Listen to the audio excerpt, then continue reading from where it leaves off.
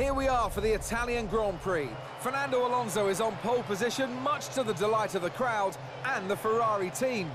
He says he's determined to win this one and would love to finish 1-2 with his teammate, who sits in 7th place. Everything is possible, though, as the lights come on and we prepare for the start.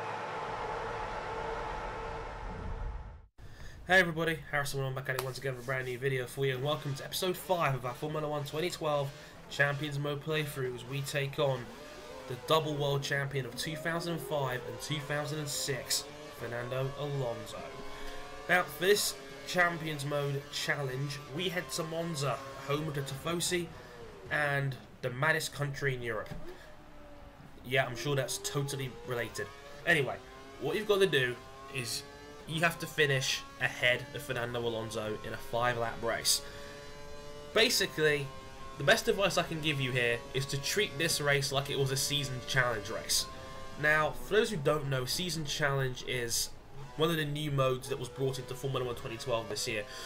It's basically an arcadey-like version of career mode. You choose rivals, you beat them 2 out of 3 times, you get to take their car. It's a shortened 10-race season, you know, hopefully to take the road up to win the world title. Simple as that. It's really not that complicated. It's a very much watered down version of career mode, and that has its plus points and its negative points, which I'll get to in a minute. But treat this race as if it were a season challenge race if you've played the mode before, which means a number of things. Number one, don't make a mistake.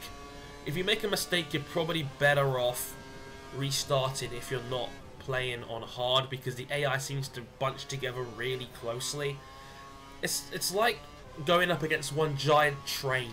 It's easy to pass to a degree, but at the same time it's kind of annoying where if you make one mistake, if you go off-road or anything like that, a whole string of cars will pass you in the process, and that can be irritating.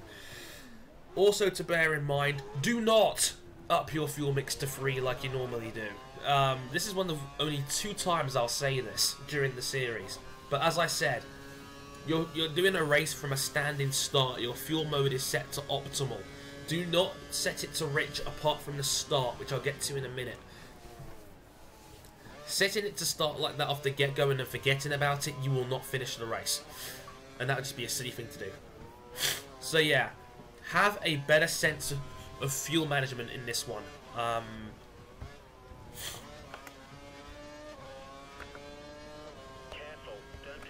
See, as I was saying, careful fuel management off the start line is probably your best way of winning this race.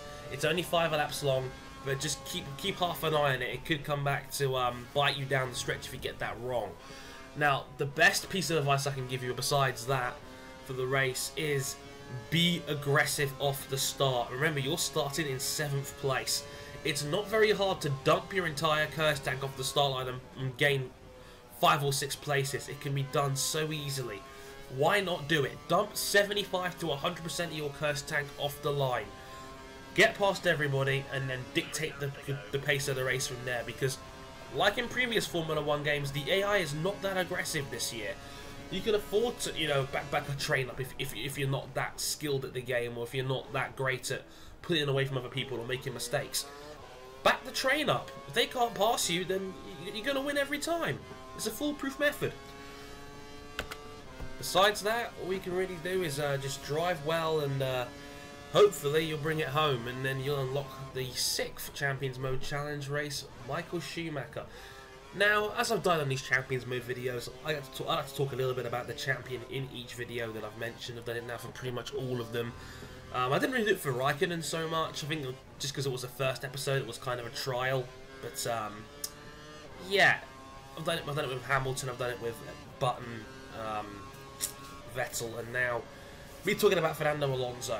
Well, what is there to say that hasn't already been said? I think, in my humble opinion, that Fernando Alonso is the pound for pound fastest guy in Formula 1, and has been for a good 2 or 3 years now. I think he's gotten the best out of every car and every team he's been to since he won his 2nd world title at Renault. I think he moved on to the McLaren Dream Team after that, and it didn't work out. I mean, if you've read Lewis Hamilton's book, My Story, he released after his 1st season, you'll get a good idea about the dissension that was within that team. when Alonso joined them in 2007, and that was the whole, you know, McLaren trying to win super. McLaren like having two balanced guys.